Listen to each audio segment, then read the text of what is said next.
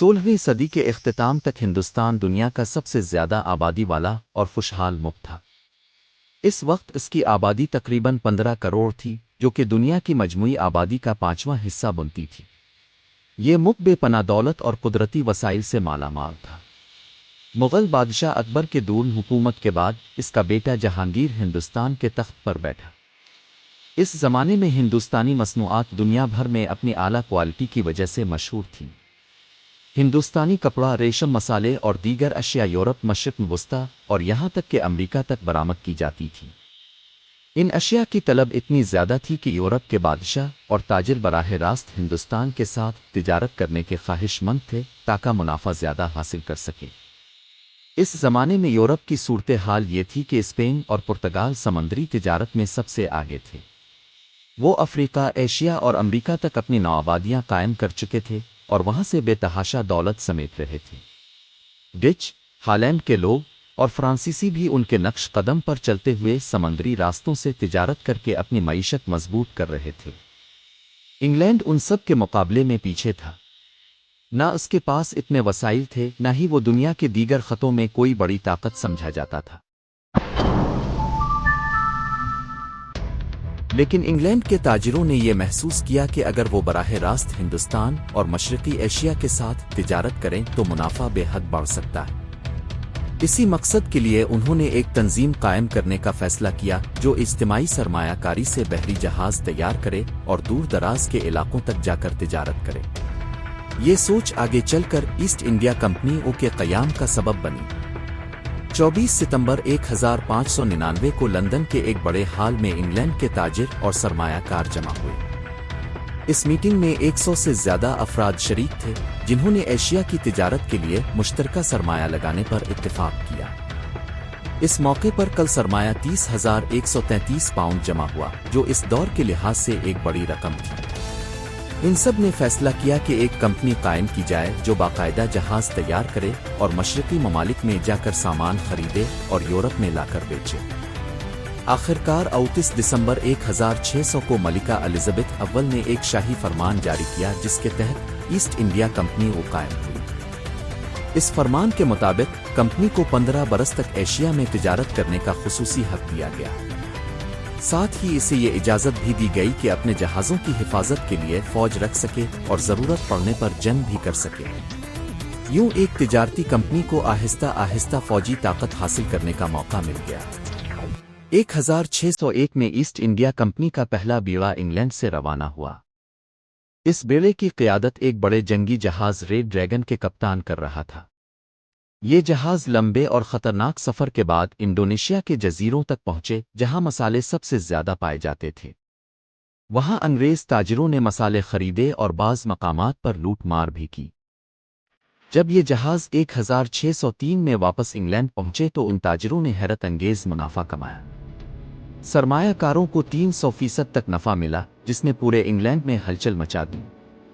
سب کو یقین ہو گیا کہ یہ نیا کاروبار انتہائی کامیاب ثابت ہو سکتا ہے۔ لیکن ایک بڑی مشکل سامنے آئی، وہ یہ کہ اسی خطے میں ڈچ تاجر بھی موجود تھے جن کی بحری طاقت انگریزوں سے کہیں زیادہ تھی۔ یوں دونوں کے درمیان شدید مقابلہ اور دشمنی شروع ہو گئی۔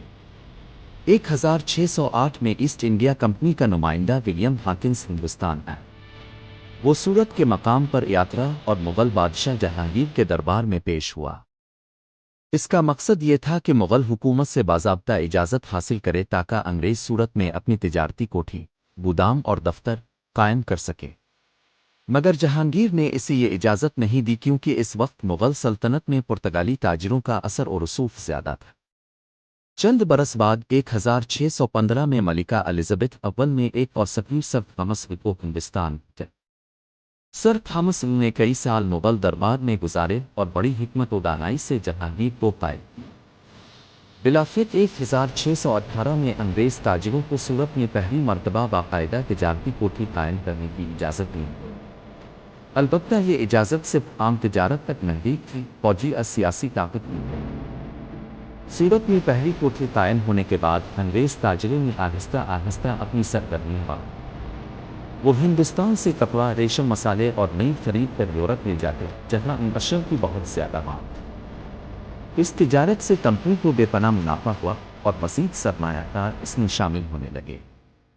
مغل سلطنت اس وقت مضبوط تھی، اس لیے انگریز تاجر پوری طرح بادشاہ کی اجازت اور مقامی حکام کے تعاون پر انحصار کرتے تھے۔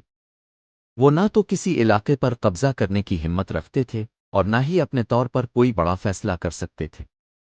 یوں ان کا کردار صرف ایک عام تاجر کا تھا، مگر ساتھ ہی وہ بڑی احتیاط سے یہ بھی دیکھ رہے تھے کہ ہندوستان میں کون سے کمزور پہلو ہیں جن سے مستقبل میں فائدہ اٹھایا جا سکتا ہے۔ ہندوستان میں انگریزوں کے لیے سب سے بڑی رکاوٹ پرتگالی تھے۔ پرتگالی پہلے ہی گوادیو اور دیگر ساحلی علاقوں میں اپنی مضبوط بستیاں اور قلعے بنا چکے تھے۔ وہ سمندری راستوں پر بھی اپنی طاقت کے بل بوتے پر قبضہ رکھتے تھے اور اکثر دوسرے تاجروں کو روکتے ان پر حملے کرتے تھے۔ انگریز تاجروں نے شروع میں پرتگالیوں سے کئی جھڑپیں کی، کبھی وہ پسپا ہو جاتے اور کبھی وقتی کامیابی حاصل کر لیتے۔ آخرکار 1612 میں سورت کے قریب ایک بحری جنگ ہوئی جس میں انگریز جہازوں نے پرتگالی بیڑے کو شکست دی۔ یہ انگریزوں کی پہلی بڑی فتح تھی، جس کے بعد مغل دربار نے بھی انہیں زیادہ سنجیدگی سے لینا شروع کر دیا۔ اس جنگ کے نتیجے میں جہانگیر نے انگریز تاجروں کو مزید سہولتیں دینے پر آمادگی ظاہر کی۔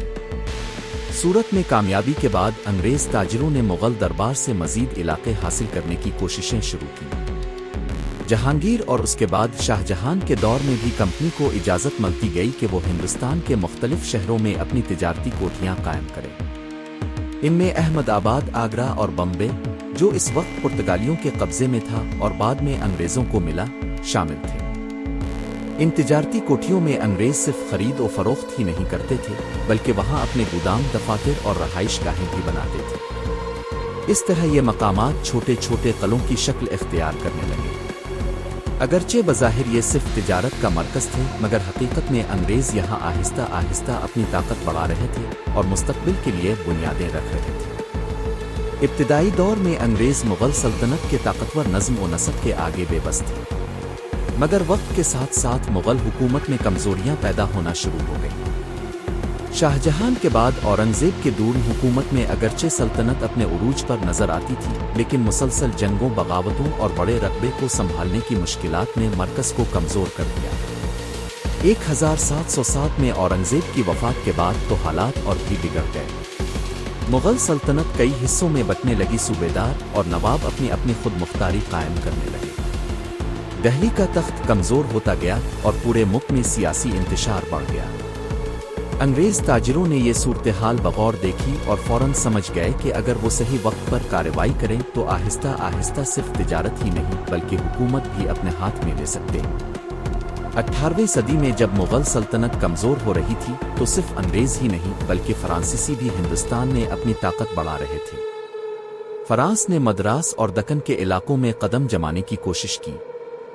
کئی مقامات پر فرانسیسی اور انگریز براہ راست آمنے سامنے آ گئے۔ یہ ٹکراؤ زیادہ تر دکن اور بنگال کے میدانوں میں ہوا۔ انگریزوں نے اپنی سیاسی حکمت عملی، مضبوط بحری طاقت اور مقامی حکمرانوں سے اتحاد کے ذریعے فرانسیسیوں پر برتری حاصل کر لی۔ 1757 کی پلیسی کی جنگ اور 1766 کی بکسر کی جنگ نے انگریزوں کے قدم مزید مضبوط کر دیے۔ ان جنگوں میں نہ صرف فرانسیسی کمزور ہوئے بلکہ مقامی نواب بھی شکست کھا گئے۔ یوں انگریز محض تاجر سے بڑھ کر ہندوستان کے اصل حکمران بننے کی راہ پر چل پڑے۔ پلیسی 1757 اور بکسر 1766 کی فتوحات کے بعد ایسٹ انڈیا کمپنی صرف ایک تجارتی ادارہ نہ رہی بلکہ ہندوستان میں ایک سیاسی اور فوجی قوت کے طور پر ابھر آئی۔ خاص طور پر بنگال میں کمپنی کو دیوانی کا حق ملا، جس کے تحت اسے وہاں کی آمدنی اور محصولات اکٹھے کرنے کا اختیار حاصل ہو گیا۔ یوں انگریز تاجروں کے ہاتھ میں پیسہ اور طاقت دونوں آ گئے۔ کمپنی نے اپنی فوج تیار کی جس میں زیادہ تر مقامی سپاہی، جنہیں سپاہی یا سپاہی کہا جاتا تھا، بھرتی کیے گئے۔ انگریز افسر ان فوجیوں کی قیادت کرتے تھے۔ تجارت کے ساتھ ساتھ کمپنی آہستہ آہستہ عدالتی، انتظامی اور فوجی معاملات میں بھی مداخلت کرنے لگی۔ یہ وہ مرحلہ تھا جب انگریزوں کا اصل مقصد صاف ظاہر ہو گیا کہ اب وہ صرف کاروبار نہیں بلکہ پورے ہندوستان پر حکمرانی کے خواب دیکھ رہے ہیں۔ ایسٹ انڈیا کمپنی جب سیاسی طاقت بن گئی تو اس کے افسران نے لوٹ مار اور کرپشن کا بازار گرم کر دیا۔ بنگال میں انگریز افسران نے مقامی کسانوں اور ہنرمندوں پر سخت ٹیکس لگا دیے اور ان سے زبردستی پیداوار سستی قیمتوں پر خریدنے لگے۔ اس کے نتیجے میں بنگال کی معیشت تباہ ہو گئی، کسان بدحال ہو گئے اور باری ہنرمند خاص طور پر کپڑا بنانے والے کاریگر برباد ہو گئے۔ 1769 سے 1773 کے درمیان بنگال میں ایک خوفناک قحط آیا جس میں لاکھوں لوگ مر گئے۔ اس وقت بھی کمپنی کے افسران اپنی جیبیں بھرنے میں مصروف رہے۔ یہ حالات برطانوی پارلیمنٹ تک پہنچے اور انگلینڈ میں آوازیں اٹھنے لگیں کہ کمپنی کے افسران حد سے زیادہ کرپٹ اور ظالم ہیں۔ یوں انگریز حکومت کو مجبورنہ کمپنی کے معاملات میں براہ راست مداخلت کرنی پڑی۔ بنگال کے قحط اور کمپنی کی بدانتظامی کے بعد برطانوی پارلیمنٹ نے فیصلہ کیا کہ ایسٹ انڈیا کمپنی کو بالکل آزاد نہیں چھوڑا جا سکتا۔ چنانچہ 1773 میں ریگولیٹری ایکٹ پاس کیا گیا۔ اس ایکٹ کے تحت کمپنی کے کاموں پر براہ راست حکومتی نگرانی شروع ہوئی۔ اس قانون کے ذریعے کلکتہ میں گورنر جنرل کا عہدہ قائم کیا گیا اور وارن ہیسٹنگز کو پہلا گورنر جنرل مقرر کیا گیا۔ ساتھ ہی ایک سپریم کونسل بھی بنائی گئی تاکہ کمپنی کے فیصلوں پر نظر رکھی جا سکے۔ عدالتوں کا نظام بھی ترتیب دیا گیا تاکہ کمپنی اپنی مرضی کے بجائے برطانوی قانون کے مطابق انصاف فراہم کرے۔ یہ پہلا قدم تھا جس کے بعد رفتہ رفتہ برطانوی حکومت نے ہندوستان میں کمپنی کی خود مختاری محدود کر کے اس پر کنٹرول بڑھانا شروع کیا۔ 1773 کے ریگولیٹری ایکٹ کے بعد برطانوی حکومت نے کمپنی کے اندر مزید اصلاحات کی تاکہ ہندوستان میں اس کا مکمل کنٹرول یقینی بنایا جا سکے۔ 1784 میں ایسٹ انڈیا ایکٹ پاس ہوا جس نے کمپنی کے انتظامی اختیارات میں اضافہ کیا اور گورنر جنرل کی طاقت مضبوط کی۔ اس ایکٹ کے تحت کمپنی کے عہدیداروں کو برطانوی حکومت کے سامنے جواب دہ بنایا گیا اور مالیاتی معاملات پر سخت نگرانی کی گئی۔ یہ اقدامات ہندوستان میں کمپنی کے مکمل قبضے کی راہ ہموار کرنے کے لیے تھی۔ بعد میں کمپنی کی زمینداری اور فوجی اختیارات میں اضافے کے ساتھ ساتھ مقامی حکمرانوں کے ساتھ معاہدے اور زمینوں کی خرید و فروخت کے ذریعے برطانوی اثر و رسوخ بڑھتا گیا۔ اس طرح کمپنی صرف تجارتی ادارہ نہیں بلکہ ہندوستان میں سیاسی اور انتظامی طاقت بن گئی۔ ہندوستان میں فرانسیسیوں کا سب سے اہم اڈہ پانڈیچیری تھا، لیکن ان کے پاس چندن نگر اور پچی کا قلعہ بھی تھا۔ برطانویوں کے اہم اڈے مدراس، کلکتہ اور بمبے میں تھے۔ انگریزوں نے فرانسیسیوں کی طرح ہندوستانی سپاہیوں کو اپنی فوج میں بھرتی کرنا شروع کیا۔ انگریزی میں انہیں سپاہی سیپور کہا گیا۔ 1742 میں ایک فرانسیسی افسر جوزف فرانسوا ڈوپلیکس ہندوستان آیا اور بعد میں ہندوستان میں فرانسیسی حکومت کا سربراہ بنا۔ فرانسیسیوں اور برطانویوں کے درمیان ایک کشمکش شروع ہوئی جو 1740 کی دہائی سے 1760 کی دہائی تک جاری۔ 1746 میں فرانسیسیوں نے مدراس پر قبضہ کر لیا۔ اسی سال کے آخر میں انہوں نے مدراس کے قریب ایک ندی کے کنارے لڑائی میں 700 فرانسیسی سپاہیوں کے ذریعے ایک نوابی لشکر کو شکست دی جس کی تعداد 10,000 تھی۔ یہ پہلا موقع تھا کہ ہندوستانی فوج یورپی فوجی تربیت کے سامنے۔ رابرٹ کلائیو دراصل ایسٹ انڈیا کمپنی میں ایک کلرک تھا، لیکن مدراس پر فرانسیسی قبضے کے دوران وہ فوج میں شامل ہو گیا۔ اس نے غیر معمولی قابلیت دکھائی اور آہستہ آہستہ انگریزوں کے سب سے نمایاں فوجی کمانڈر کے طور پر ابھرا۔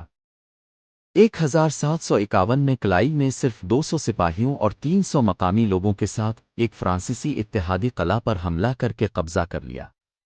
یہ کارنامہ ہندوستان میں انگریزوں کی شہرت بڑھانے کا باعث بنا۔ بنگال اس وقت ہندوستان کا سب سے امیر صوبہ تھا۔ نواب سراج الدولہ اس کا حکمران تھا۔ اس نے کلکتہ پر قبضہ کر لیا اور انگریزوں کو نکال دیا، لیکن رابرٹ کلائیو نے اپنی فوج کے ساتھ دوبارہ کلکتہ پر حملہ کیا اور اسے واپس لے لیا۔ کلائیو نے نواب کے درباری میر جعفر سے ساز باز کی اور وعدہ کیا کہ اگر وہ انگریزوں کی مدد کرے تو اسے نواب بنایا جائے گا۔ 1757 میں پلسی کے مقام پر انگریزوں اور نواب کی فوج میں فیصلہ کن جنگ ہوئی۔ نواب کے پاس تقریباً 50,000 سپاہی تھے جبکہ کلائیو کے پاس صرف 3,000 تھے، لیکن میر جعفر اور اس کے ساتھیوں کی غداری کی وجہ سے نواب کی فوج لڑائی کے دوران پیچھے ہٹ گئی۔ یوں کلائیو نے آسانی سے فتح حاصل کی۔ اس جنگ کے نتیجے میں نواب سراج الدولہ مارا گیا اور میر جعفر کو نواب بنا دیا گیا، لیکن اصل طاقت انگریزوں کے ہاتھ میں آ گئی۔ پلسی کی یہ فتح برصغیر میں انگریزوں کے اقتدار کی بنیاد بنی۔ پلسی کی جنگ کے بعد بھی بنگال کے عوام اور مقامی حکمران انگریزوں سے خوش نہیں تھے۔ میر جعفر کو انگریزوں نے ہٹا کر میر قاسم کو نواب بنایا، لیکن جلد ہی میر قاسم بھی انگریزوں کے خلاف ہو گیا۔ اس نے اودے کے نواب شجاع الدولہ اور مغل بادشاہ شاہ عالم دوم کے ساتھ اتحاد کر لیا۔ 1766 میں بکسر کے مقام پر انگریزوں اور اس اتحاد کے درمیان جنگ ہوئی۔ انگریزوں کی قیادت میجر اوکٹر منرو نے کی۔ انگریز فوج کی تعداد صرف 7,000 تھی، جبکہ مخالف فوج 40,000 سے زیادہ تھی۔ لیکن بہتر تربیت اور نظم و ضبط کی بدولت انگریزوں نے فیصلہ کن فتح حاصل کی۔ اس جنگ کے بعد پورا بنگال انگریزوں کے قبضے میں آ گیا اور مغل بادشاہ نے بھی ان کی بالادستی قبول کر لی۔